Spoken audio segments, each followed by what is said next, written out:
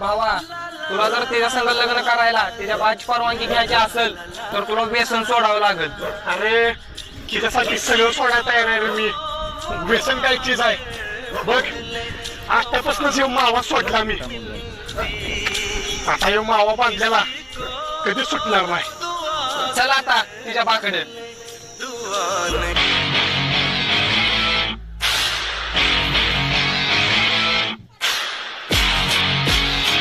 जर पोरगी संग लगीन करायचं असेल तर माझे एक अट आहे. बोला कसली अट आहे? तुला मावा सोडायला लागणार. एवढंच मी. थांबा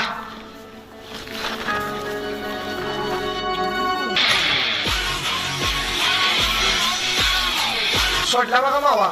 आता काय तुम्ही आपला खायला मागू नका.